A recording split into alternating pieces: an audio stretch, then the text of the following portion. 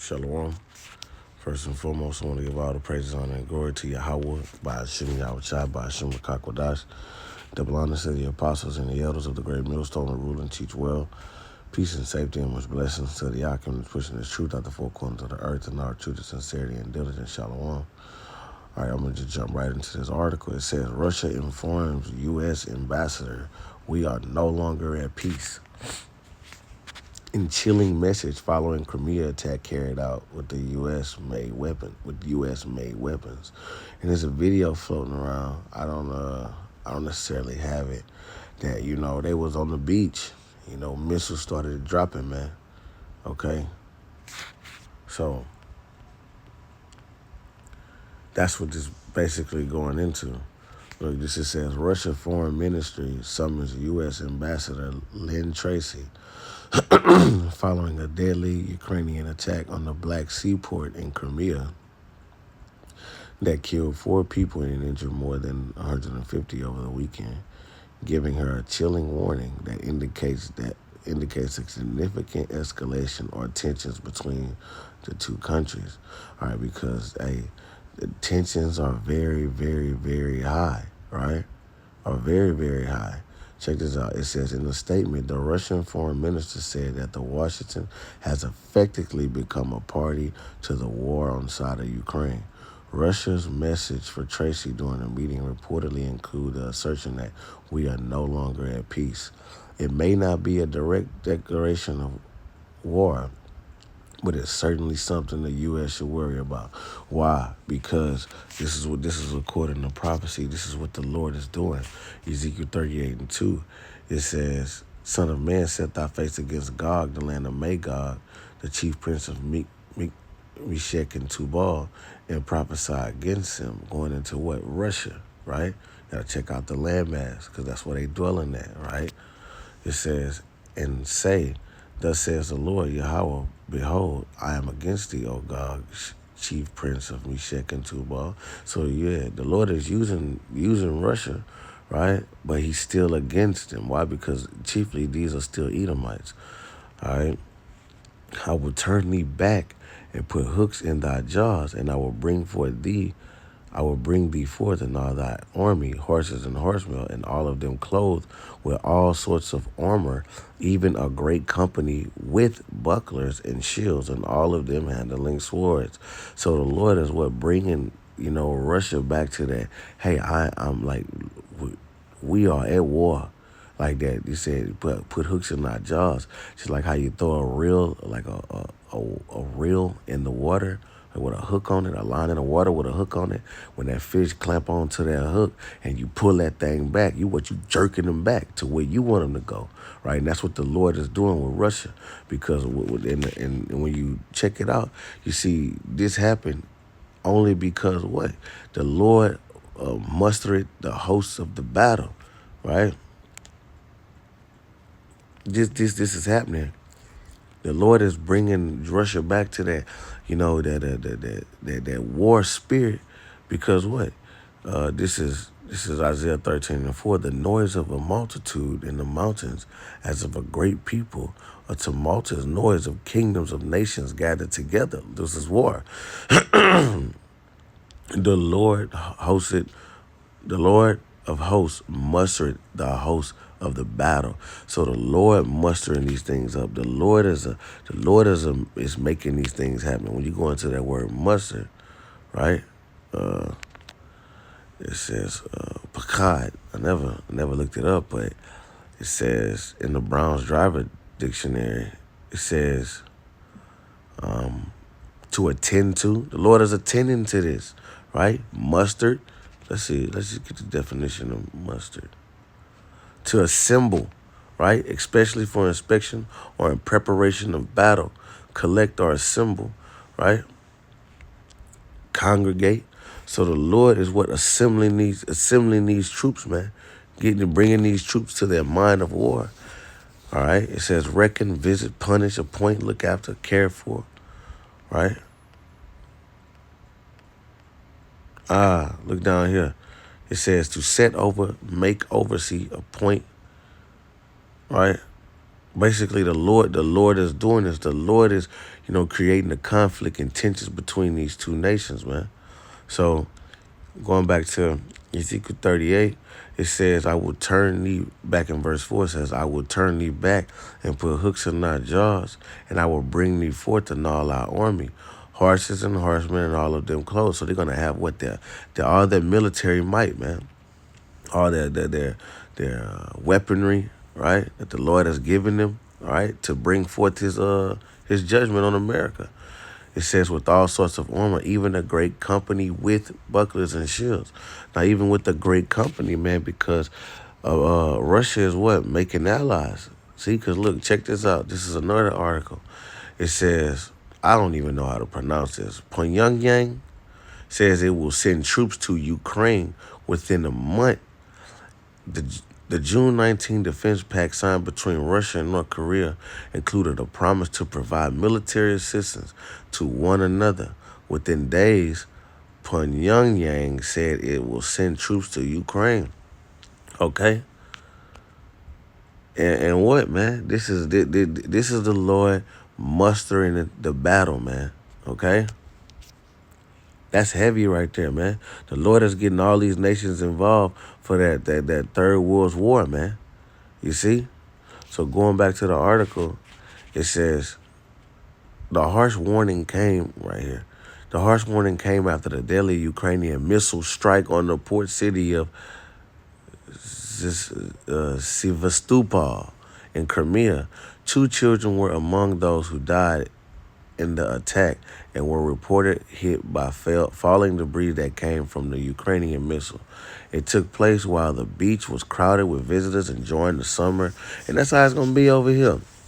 You people gonna think it's all good, cause hey, everything is good, And what you think gonna happen, man? All right, it's gonna take you, but it's gonna take you like a thief in the night, man. Okay. It says footage of the incident showing beachgoers fleeing from the falling debris in sheer panic as the injured were carried away on sunbeds. According to Russia, the missiles were American-made ATACMS long-range guided missiles, which means that the U.S. is responsible in their view, and the U.S. has supplied Kyiv with these missiles for more than a year. They enable Ukraine forces to strike targets as far as 186 miles away. There's a part I wanted to get to. Right, it says the White House National Security Council spokesperson told BBC Ukraine makes its own targeting decisions and conduct its own military options. Man, that's basically throwing rocks and hiding hands, man. But Moscow threatens unspecified consequences for killing Russian children. However, a spokesperson Kremlin, for the Kremlin, Dmitry Peskov, accused America of killing Russian children in a strike that he characterized as barbaric.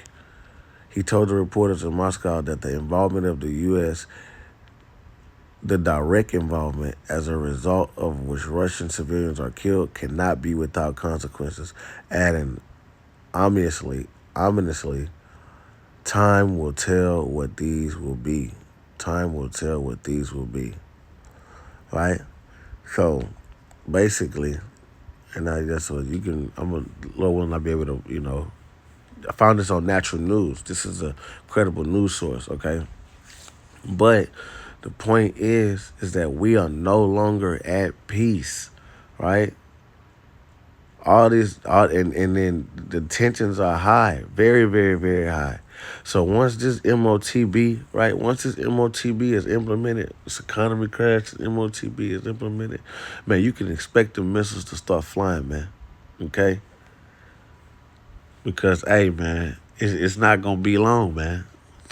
You see? Because it says we are no longer at peace, which reminds me of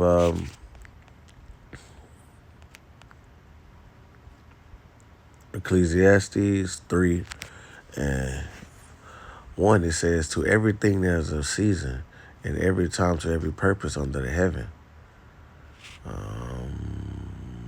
When you get down to verse 8, it says, a time to love and a time to hate, and a time of war and a time of peace. And he just said we are not at peace, right? We are not at peace anymore at all. So this basically what it is. It's a time of war. We are no longer at peace. We are at war. You see? And the Lord is stirring this up, man. You know? The third world's woe coming quickly. And this shall be what? With burning of fuel of fire. All right? And the Lord is going to use what? These Edomites, right? These Russians to do it, man. To set this place ablaze. This is Isaiah 13 and 17. It says, behold, I will stir up the Medes against them, which shall not regard silver, and as for gold, they shall not delight in it. He's going to stir up the Medes. The Medes represents the Russians, right? It says their bows also shall dash their young men into pieces, and they shall have no pity upon the fruit of the womb, and their eyes shall not spare children. Why you not going to spare children? Because you're not sparing children over here. You're killing children over here, right? So we're not going to spare none of you Americans. That's how they feel. And Babylon, which is America, right? Babylon the Great, which is America, the glory of kingdoms, the beauty of the Chaldeans' excellency shall be as when the Most High overthrew Sodom and Gomorrah, right? So this place is going to be set ablaze, man, okay? Which will be the lake of fire that the Bible speaks of. Okay, because this place will glow up in flames. And the Lord is setting the Egyptians against the Egyptians, these Edomites against these Edomites, these heathens against these heathens, man. Okay? And he's going to use them to do his bidding, right? To send his indignation through the land, right? Let's see. What it says, this is verse 5, back in verse 13, it says, they come from a far country and from the ends of heaven, even the Lord and the weapons of his indignation to destroy the whole land. All right? So, things has been ramping up, man, ramping up for a while now, ramping up to where when the time come, when that evil thought come, right? You see? It ain't gonna be no question in their mind, man. We're gonna press the button and blow these people off blow Babylon the Great off the face of the earth, man. Okay? No longer at peace, man. You see? Because America is supplying Ukraine these weapons that they're using to attack on Russian territory, man. So they blaming the U.S. Like, look, man, if it wouldn't be for you, they wouldn't have this. So you the problem here, right? Every nation is looking at the U.S. like they the problem. That's why, hey, this place is going to be wiped off the face of the earth, man. You see, so, you have, us as, the hopefully elect and looking to be delivered in these times to come. We best have get our minds right, right? Seek the Lord more, you see? Get more in tune, communication and prayer, and fasting, and, just giving your best, man, to the Lord, man. You cannot, hey, you ain't gonna never, if you in the spirit, you're not gonna never feel like you've done enough. But in the eyesight of the Lord, it's like he's pleased, you see? So, just continue fighting this thing, man. Continue going, all right? So with that, man, Lord, wisdom, edify, shalom.